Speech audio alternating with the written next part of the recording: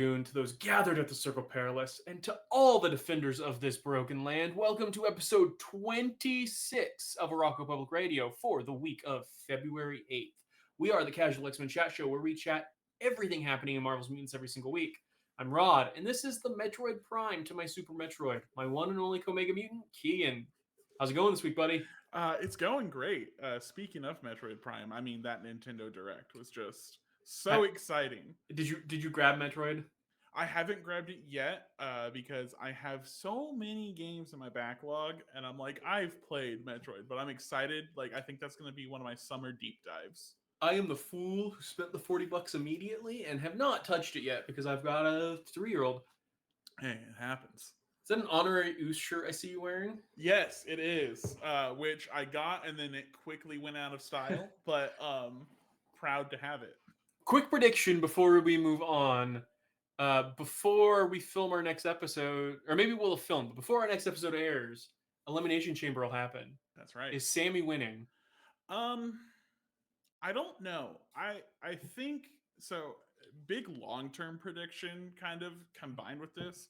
I think that either with Sammy or with Cody, there's going to be some Paul Heyman chicanery that splits the belts for Roman through like a legal loophole and allows Cody to get his dad's belt and Sammy to get I think that makes a lot of sense.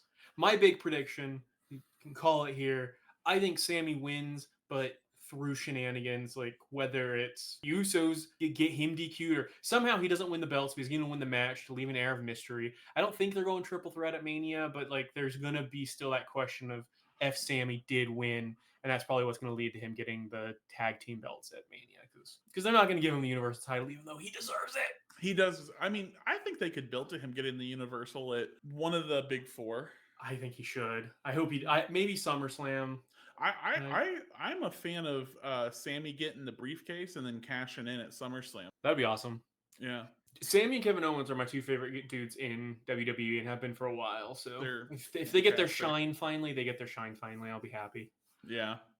But before we get to Elimination Chamber, we have to talk about this week's books, which are Storm and the Brotherhood of Mutants #1 and Bishop War College #1. And we're also going to talk a little bit of Marvel news, but double first. But first, this is our 26th episode, which means we've been doing this for half of a year, dude. Me and you getting down every week talking about every X-Men book. Half of a year. It's crazy. It doesn't feel like it's been that long at all. No. So, you know those trivia games that you love me throwing at you so much? Oh, I'm so good at them. I got a different kind for you today. Instead of X-Men history, I want to talk Arakko Public Radio history with you. Ooh. If you had to guess, how many comics do you think we've covered? Golly, how many comics? Okay. Ballpark. We've been doing it for 6 months. God. 115. You were very close. This week puts us at 122. Dang. Ooh, okay.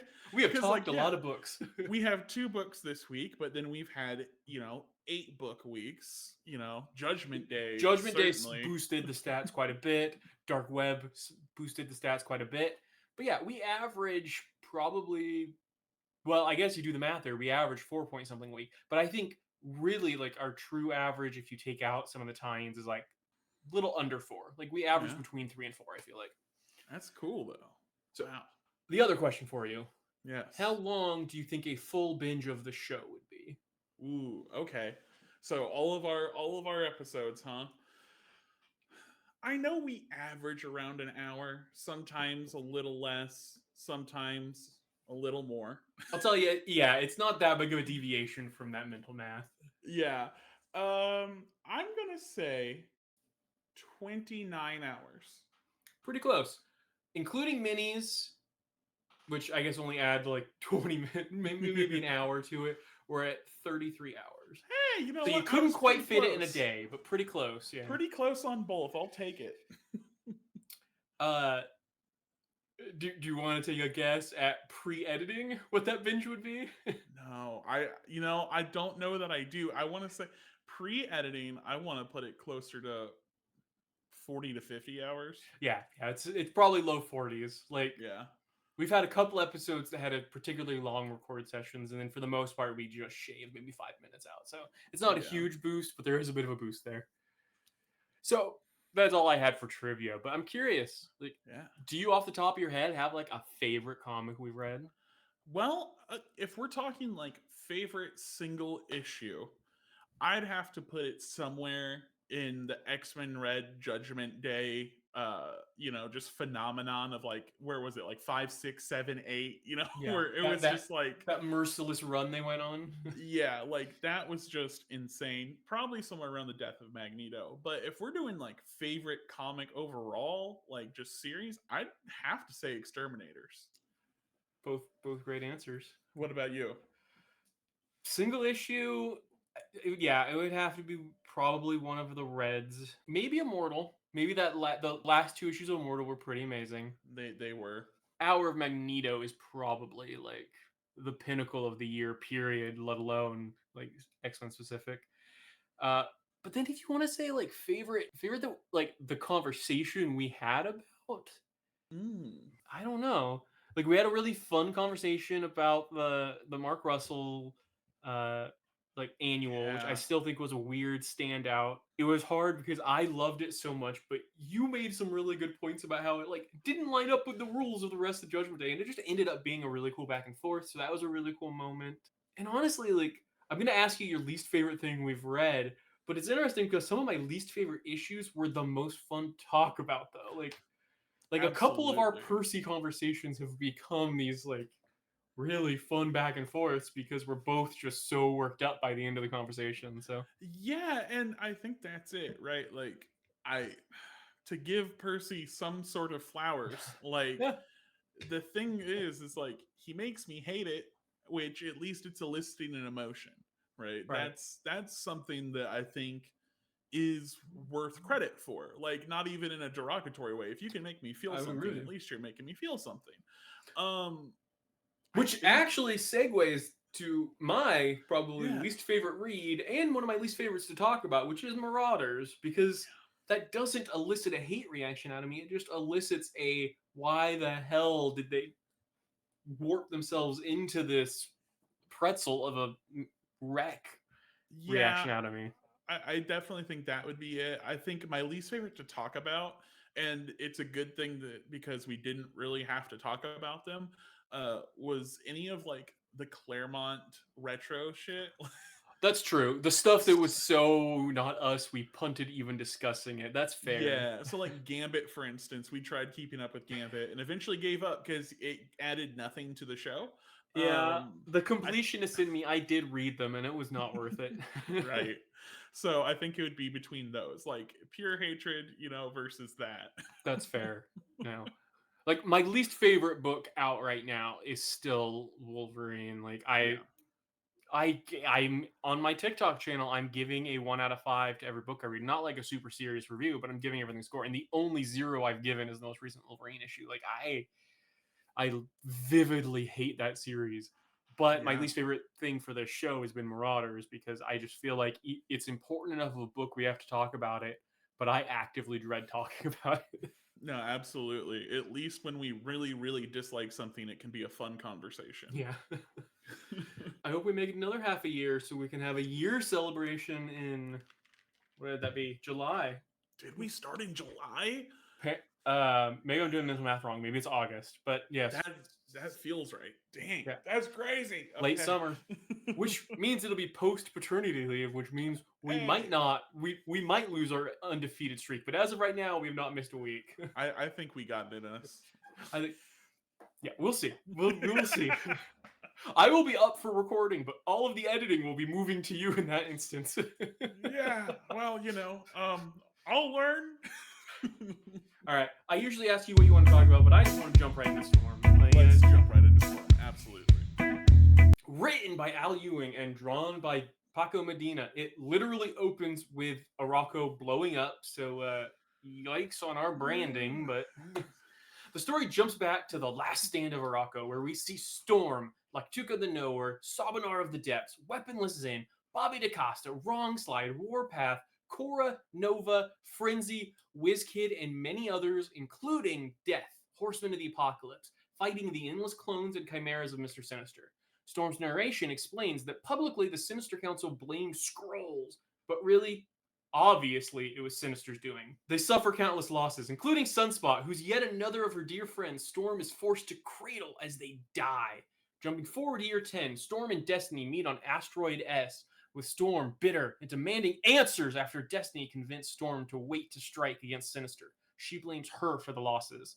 She also doubts it's really Destiny, and sicks her new friend and ally, John Ironfire, on Destiny, who is revealed, upon being stabbed with a molten arm spear, to be Mystique in disguise. Mystique reveals the existence of the Moira engine and lays out a plan for the Brotherhood to go steal it. In a data page, we learn that the Brotherhood is Storm, Cable, Cora, WizKid, Ironfire, and newbie Quick, with Mystique on this mission. They body slide to Muir Island, where more Chimera interrupt WizKid, proving Mystique can't betray them. Storm leaves most of the team to fight on the surface while taking Ironfire and WizKid into the base. They're attacked by more Chimeras and discover a living force field around the engine that is in and of itself another Chimera. WizKid offers to break through while Ironside takes out the Chimera, while Topside, Quick, and Cable show off their best moves. And when Storm stands ready to claim the engine, WizKid stabs her. Turns out Mystique could betray them after all. And before John can avenge her, she teleports out with the engine. As Storm lies, seemingly dying, she assures John that Arakko lives.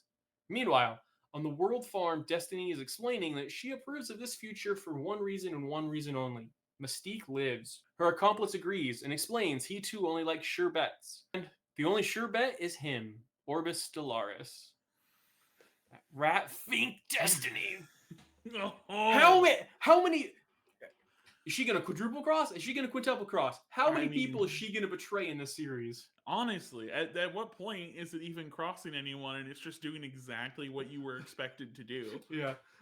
Golly, Did love it though. oh, as much as you root for Storm to be the come out on top, we're only on issue 2. You don't want her on top yet, and that was a great betrayal. Oh yeah, and you love seeing good strategy happen. Yeah, like you just do. Well, and there's something about them predicting them knowing Mystique was going to betray them, and yet she still got away with it. That felt so good. The fact that it wasn't even undercover or they straight up the minute she shows up were you're going to betray us, and yet they still don't see it coming when she does. Is just awesome. Yeah, I think there's something to be said about being so in your lane that you can pull that off.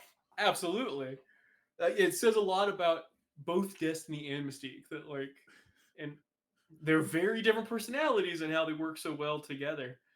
I want to introduce a segment we're going to have throughout the Sins of Sinister. I'm calling the Chimera Watch, where we just have to discuss the new Chimera introduced every week and discuss which ones are really badass and which ones aren't. So this week, the 3 biggies. One of them was just the force field, which was a neat concept, but isn't really. You can't they used a bunch of different mutant powers to make it really hard to get your force field. I mean, it practically looked like a Clintar thing from King in Black. Absolutely, it was not cool, but multiple man angel hybrid. So cool. That was really cool. That was the stand-ins for the Skrulls. Was literally a bunch of multiple men, but with angel wings. Badass. And then just peak Al Ewing is a madman freak of nature. Maggot Marrow. Just these disgusting onslaught of plague, basically. I love that, and that's something I'm really excited to see, especially someone like Al Ewing toy with. It's just the way some of these power sets can combine and just the weirdest ways, because I wouldn't have ever put those together in my head.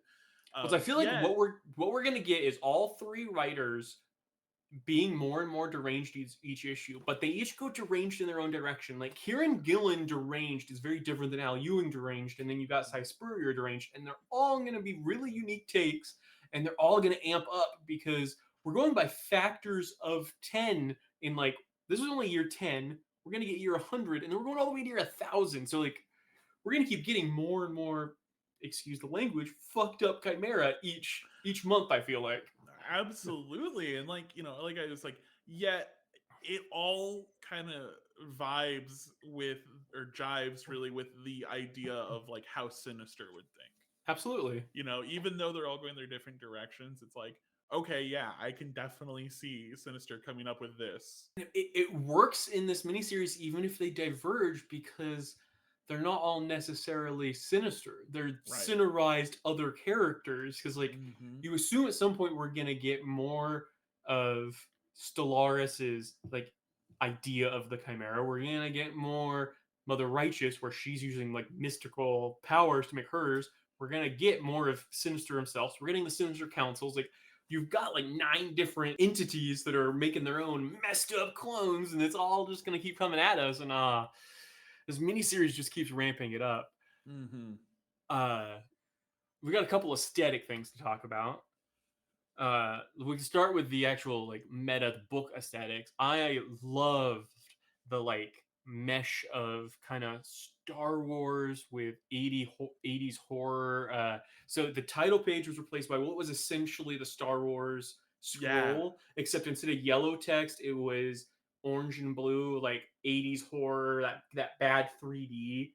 Uh, Yeah. but the text was definitely the Star Wars font was the inspiration, and the like language it used was Star Wars inspired. Oh So yeah, just it felt like the opening crawl of a yeah, Star Wars movie. Like it very much had like 80s like cheap but awesome grungy movie like aesthetic to it that followed into the actual visuals of the book. But then you did get like the page showing the team was that same 3D effect and the same kind of vaguely Star Warsian text.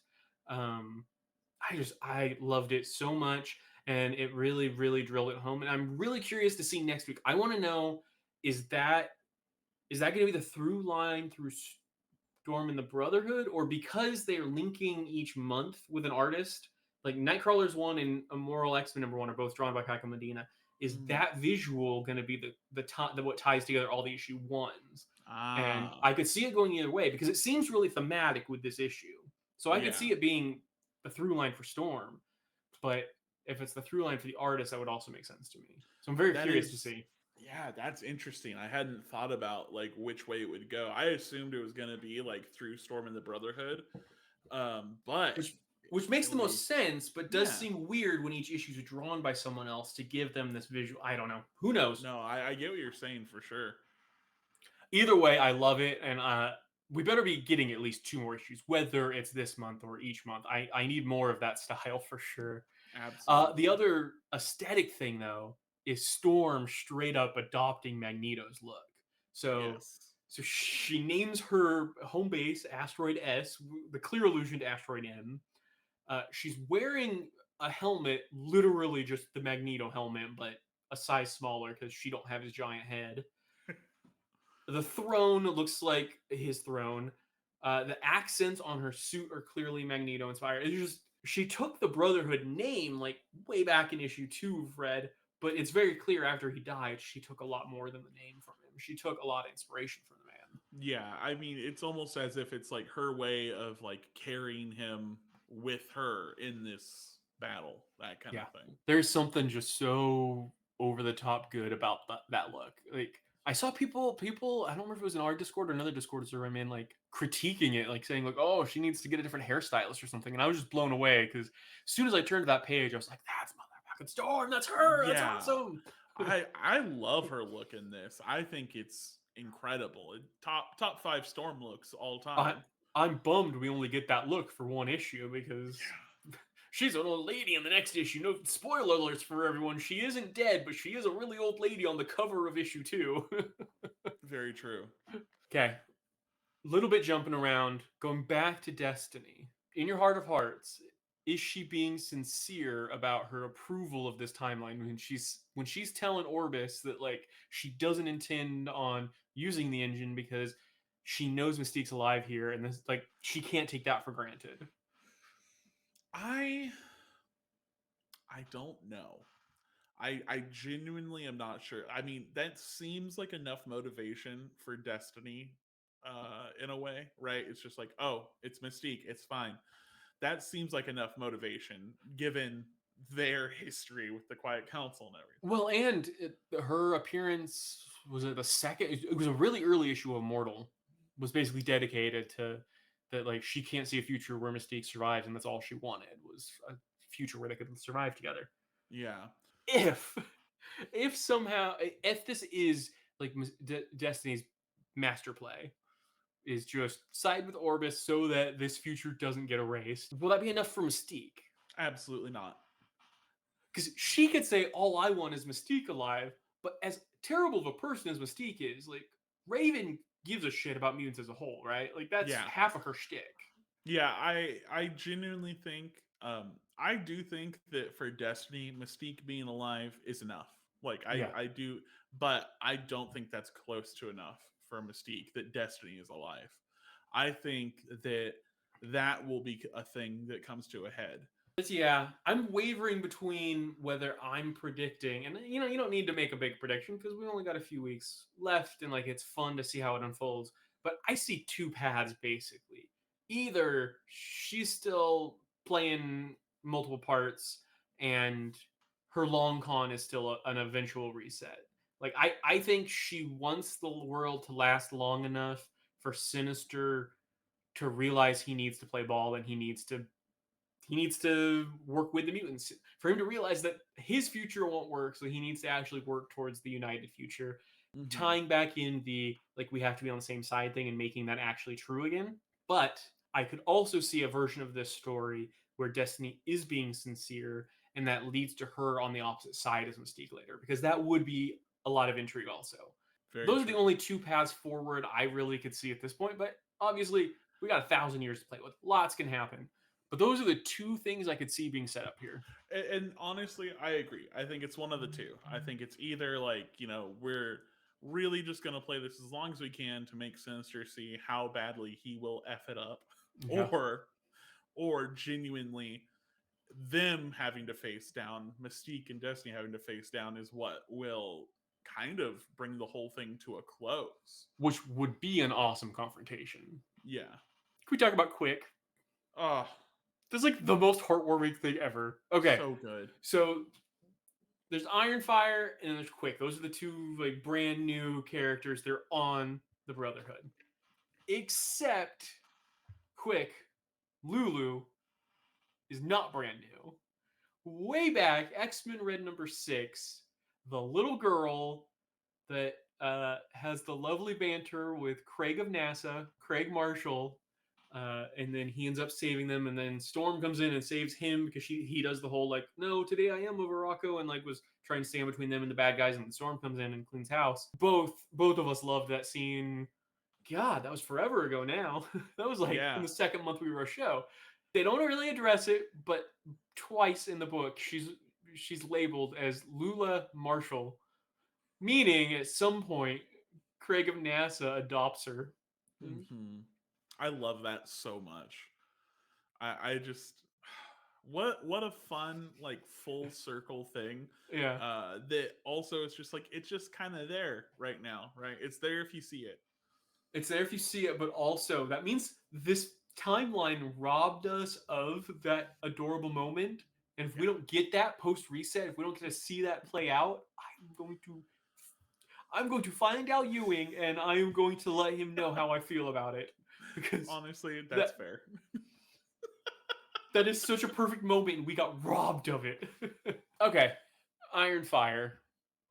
Clearly, they want us speculating on who is this guy? Who is this guy? I don't have a pet theory yet. I did see like probably the best one I saw of people like throwing out there was Lotus Logos' son, based off his power set and like the timing of it. Like he would have been a kid now during the Red era, and then 10 years later would have been old enough to be Storm's like #1 lieutenant, and relationship wise that would make sense. True. Yeah, I don't have any theories. I do know this. I love him. I know. Isn't he the one that when we were looking at all the like promotional pictures, we were like, oh, that's like a lame new character. Like, yeah, like, fast him. Straight up, like it didn't give me anything, but now like seeing him in action and everything, I'm like, yo, wait, this guy is cool as hell. I love him. he needs to be one of the ones, we talk about like people that get to go back to the real timeline. Yeah. They need to find a way to bring us. We need whether it's just we meet him as a kid after this, or we need Ironfire. Yeah, I would love to have some more Iron Fire outside of the Sinister bubble, because he's Yeah, rad. He's yeah. just so rad. That's a great dude, and like him being so distrustful of everyone but Storm. Like he's the perfect lackey. She needs a lackey, and he makes a great Oh, lackey. and like I want to see him as like, Storm's right hand guy for a while. Yeah. Oh. All right. I'm curious to see. I know it doesn't really matter because we're gonna be jumping forward to year 100, but when did Mystique replace WizKid, and is WizKid okay? Because I like WizKid. Right. For real. And how did she make that swap, like, without the guys up on the surface noticing, hey, Mystique's gone? That's weird. Yeah, it's I wonder if we'll even get an explanation, or if Oh, it'll we just be won't like, because we're jumping forward 90 years. Like, when would they give it to us? But that's I very wish true. we had gotten it. Yeah. But that's like you said last week. Part of the fun of these stories is that there's this stuff that we don't get explained, and we just plow forward. And Yeah. It's just like, I guess we're gonna keep going. all right. Usually we do the other book and then go to news, but there's not a ton of news this week. And the one piece of news we have is semi-relevant. So, do you have any last thoughts on Storm, or do you want to jump to news? I think that's everything I had on Storm. In the news this week, we did get confirmation of a few things related to Brotherhood of Storm and X-Men Red. Red is continuing to at least issue 13, which puts us to July, which would make it, as far as we know, the longest surviving book coming out of Sins of Sinister, because we know Legion's just done. And then Immortal, we were told, gets 2 more issues and then an annual, which would put it at 12, and then the annual, and then be Kabutsky. Theoretically, probably heading into a volume 2 after the big shakeup of whatever Fall of X means and the new leadership, presumably, or whatever it is. But we've been told 12 is going to be the end of this book of Immortal, which would at least imply Red continues in its current form into not summer, fall of X. I keep wanting to call it summer of symbiotes because we got some news on that this week too. But and on top of finding out that the book is going to at least issue 13, we also got the actual solicitation for issue 11.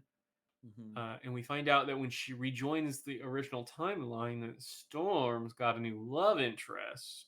And I, after this issue, have a theory. Do you want my theory? Yeah, what's your theory? Well, actually, I sort of have 2 theories, because the main theory going online that's actually probably the most likely scenario is Death, because we know Death has had the crush on her before they left.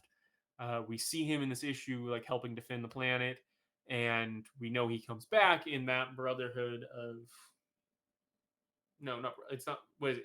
Apocalypse and the Brother... Whatever the Apocalypse and his Heralds one-shot is. So we know he's around. So most of the internet seems to be assuming it's him. And honestly, that's probably the most likely scenario. But my pitch, Craig of NASA. I would love that. I mean, she kind of seemed to be acting a little maternal towards Lula here, right? Yeah. Like, what if she was stepmom Storm with Craig as daddy? I would love that. They'd make a good pair. Yeah. They had some chemistry when she saved his ass. It's true. Give old Craig a win. No, but like I said, I think actually the people saying it's probably Death are probably right, but yeah, who knows? All the solicitation says is she's got a new boo, so we'll see who it is. We'll have to see what it is. All right, ready to talk Bishop War College? Let's do it. All right.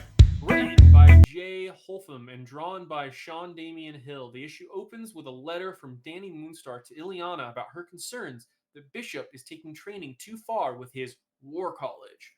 We then see him drilling Armor, Surge, Aura, Cam, and Amos over and over until they seemingly mutiny on him and just storm off. Danny shows up and informs him he has exactly 1 day to finish with this group, and then they're done. And he's like, but I'm in charge. And she's like, no, I talked to all the other war captains. He's like, you talked to the war captains without me? And she goes, you're not going to bully me too, Bishop. And then he's like, what? I'm a bully? You guys think I'm a bully? And then he gets all self-reflective for like a page. He then pouts on the beach And then some sand like falling between his fingers gives him this idea. So he goes off excited back through the woods and misses Andrea and Andreas Strucker, the Nazi siblings, showing up right behind him, which should definitely put into question if he should be the one training the kids anyways. If like he's talking about, oh, there's so many threats on the island, and he misses the obvious threat on the island that's within his eye line at one point. We see Cam and Aura kiss and resolve to get as strong as they can and go back tomorrow. In the Green Lagoon, Amos is talking with Armor about all the conflict and asks about how Threshold dealt with gossip. Find out there wasn't much. We see Bishop recruiting Tempo, and then we get a data page that reveals a letter where the Quiet Council approved the War College, but put him on a short leash and asked him to take Amos, Cam, and Aura. Bishop has a nightmare of everyone he loves dead, and then meets the crew and promises to get them ready in this last day. And because of like the little mini scenes we saw before, they're all bat gung ho after their little mutiny. They head into the caverns under Krakoa, and he explains that they're going to explore the gap where Krakoa's roots merge with the seabed because that is an exposed danger that's never been dealt with. Suddenly, they're attacked by Wrong Slide. Bishop reveals that this is their final training, and he uses tempo so that they have like a 10-second loop or whatever, so that it loops infinitely, which gives them unlimited time to repeat and repeat and repeat, because apparently his remorse only lasted for a page. Unfortunately, the Strucker twins attack, somehow breaking the time loop. They use Blight's will to negate all the hero's powers, and Bishop and Tempo attempt to destroy their tunneling device and hold them off while the rest escape, but they get caught in some temporal shenanigans, and Bishop lands at the X-Mansion in the past. The powerless youngsters start to hike up. Well, Bishop kind of wakes up and starts heading into the mansion, and he's approached by young Cyclops and Jean Grey. But now they're African American. Okay, so first, I just want to be extremely clear as like two cis white dudes. There are some parts of this issue that we're not going to dive super deep into just because it's not appropriate for us to talk about in certain ways. Yes, I feel woefully unqualified to talk about parts of it. So I'm going to do my best to not step on any toes, anything like that. I want to keep that out of my conversation. And if anything we say somehow does broach anyone's boundaries and comes off as offensive, it is completely unintentional, and we're attempting to talk about it from a place of understanding. and if it does, please let me know, because I want to cut that shit out immediately. So yeah. Yep. Absolutely. Always learning. So there's a lot of really fun potential with what this issue set up, but it is definitely not the story we were sold on. Also correct. Like, maybe I just didn't read any solicitations after the first one. I thought this really was a book about him training the kids. Like, yes. I had no idea that it was immediately going to diverge. And like, yeah, I didn't either. It really caught me by surprise. I'm going to be completely honest. Honestly, and I mean, that part was weird to me, that it spent so little time actually with that. Well, even in the issue, because apparently the rest of the series, he's not with the kids, so none of that will be. But even here, it didn't seem like there was much actually training going on that we saw. We saw him basically fail to train and then get sent away. Well, yeah, we saw him get yelled at and lose his students because he trained them too long and too hard, and then he reflected. And then he did it again anyways. Okay to train them too long and too hard as long as time doesn't ever pass. Yeah. It's weird that I feel like this book is incredibly tied to the current run of Marauders, because they pulled in so many characters from it and themes from it, and I want to talk about Moss in a minute, but they don't use any of the characterization of him from there. This is the biggest dick he has seemed like in a long time. Like, like he's kind of the voice of reason over in Marauders, and then here it's like he's got no reason at all. It seems like I completely agree with that. Yeah. Again, I'm being very careful about how I phrase this, but I find it frustrating that instead of giving like a focus to the underutilized African American cast that we have, because there are a lot of mutants on Krakoa right now that are and have always been African American, that have not gotten the spotlight in the last couple of years, that haven't been focused on. So if they're launching this book for Black History Month, and I don't know how much of a coincidence the timing of this was Right. or not, I'm excited to explore like how Jean and Cyclops would be different if they were African American. I think that will be interesting, but it's frustrating if this is the only like attempt at at increasing representation we get. Seemingly none of the kids on the team are African American. I don't think, and like Right. there's no focus on any of the existing African American characters. It didn't seem like I don't want to say the writer didn't realize that there was existing characters they could use. I would assume they knew that, but it felt like an active choice to not utilize the characters they have, and that seems like a weird choice to me, even abstracted from No, I get what you're saying. being. Like I'm trying to give it time to play out before I have like a final opinion on Yeah, it. I'm not like jumping on it. Like I said, No. I'm excited by the premise. It seemed weird. Yeah, absolutely. Well, because like I think part of it is I think about it makes me think about DC Yeah, and how in DC like Calvin Ellis exists, right? He is a black Superman and all of that, and he's mostly underutilized and only used for whatever crisis event, right? I have Um, I have liked they've been using him more lately, but yeah, I get yes. what you're saying. Absolutely. They've been using him more, and I love that trend. That's just my thought goes to that, and I'm Yeah, just like, okay, like we're really towing into that similar line where it's like, okay, we have this alternate universe. This is how these characters are there. Is anything going to come out of it, or is it just for this? Whereas, like you were saying, we could use this opportunity to like maybe introduce readers to these mutants they didn't know were around. yeah, And, we'll see. Potential is there. I don't know yet. I'm yeah. trying to be careful with how I think I'm about excited. it, but I'm excited to read the rest of it, and I'm yeah. going to absolutely have an open mind, and I'm going to listen to voices that are more appropriate to talk about it and take in how they think that it represents more than my own thoughts on the representation aspect of it. I will say, I think using a moss here was a huge misstep because it Yeah. makes no sense that you would literally rescue someone from that far back in the past, be in the middle of finally helping them just acclimate to existing again because literally revived from millennia ago, and your first thought is to separate a moss from their two peers, the two people on the entire island that they know and they love and they can relate to, and say, no, instead, we're going to send you off with this random group of strangers for drill training. Just seems super weird and seemed like Yeah. it was just to increase that Marauders crossover quality, Mhm. and should definitely have been swapped out for a character that helped actually utilize the African American cast, I think.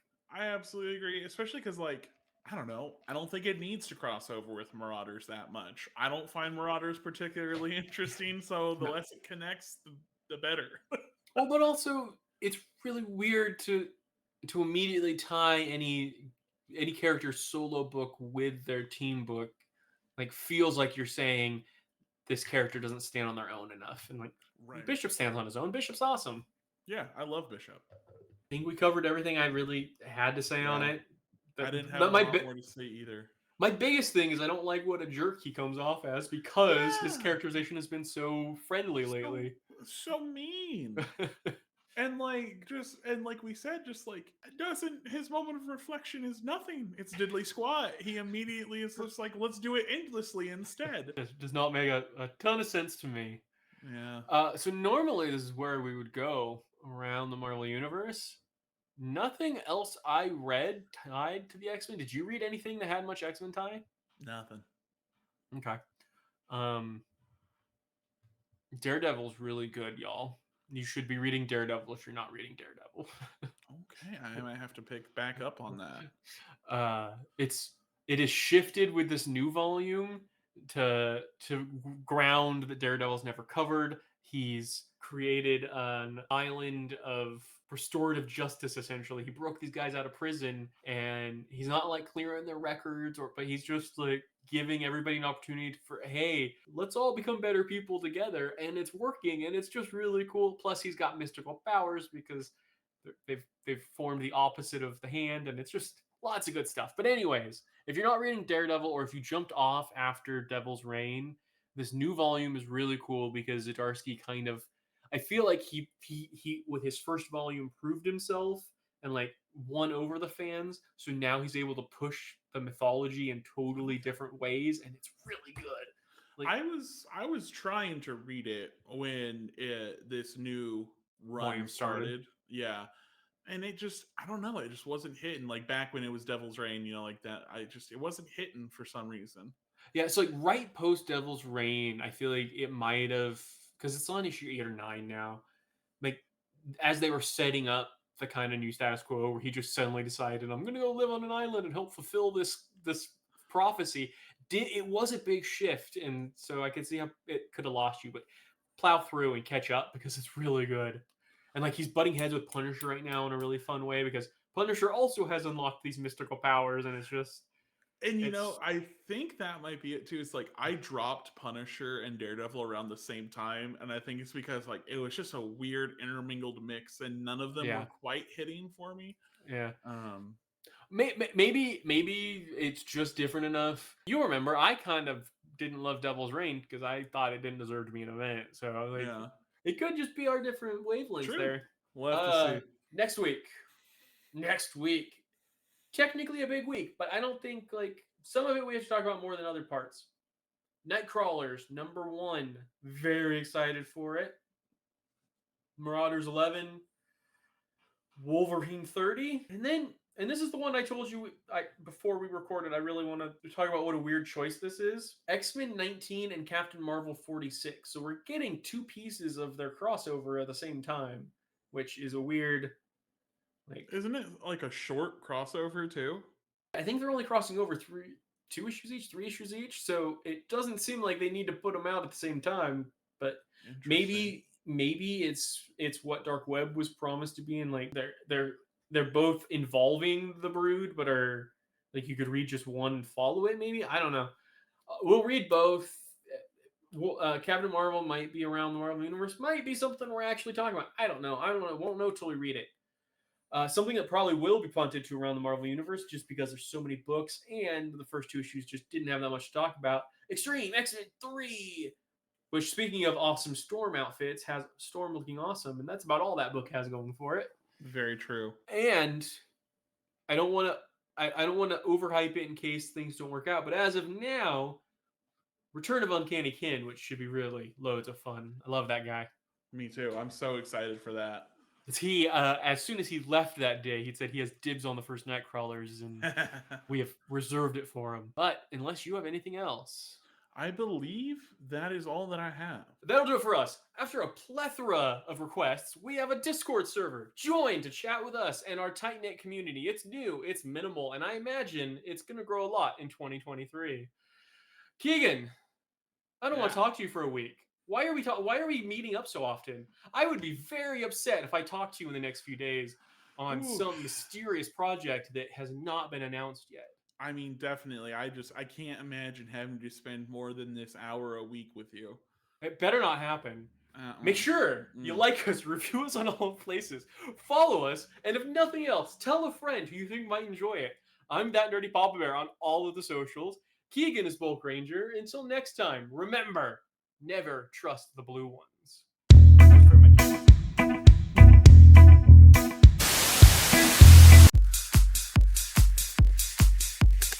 Oh crap. It's time to listen to these pickheads again. They read, they watch, and they play. Also, you don't have to. So sit back, cause it's time to open the bag.